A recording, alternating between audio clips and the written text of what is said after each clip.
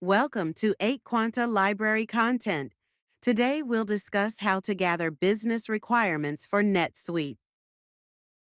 Gathering business requirements for a NetSuite implementation or customization is a critical step to ensure the system is tailored to meet the organization's operational needs.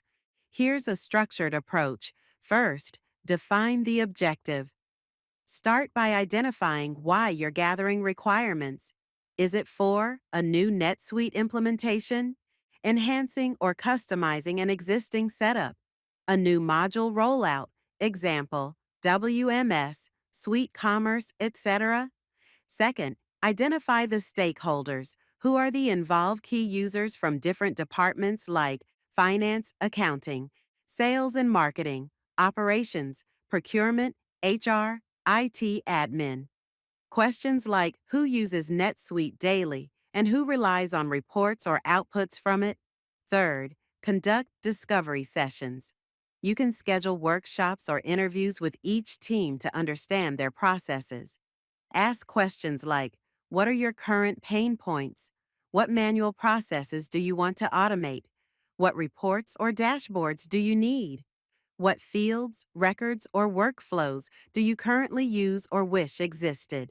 You can use flowcharts or process maps to document how tasks are currently done.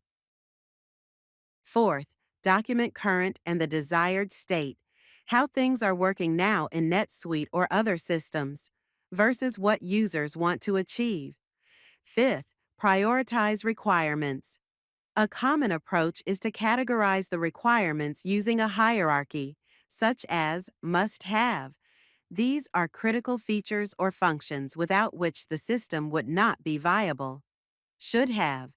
These are important but not vital. They may be implemented after the core needs are met. Nice to have. These are enhancements or extras that can improve the experience but are not essential. Sixth, validate with stakeholders. Before finalizing, review the documented requirements with stakeholders to confirm accuracy and alignment. Seventh, prepare for configuration or handoff. Use the gathered requirements to build or configure NetSuite fields, records, workflows. Create saved searches and reports. Work with developers for SuiteScript or integrations. And that wraps up this video. Thank you for watching, and we hope you found it helpful.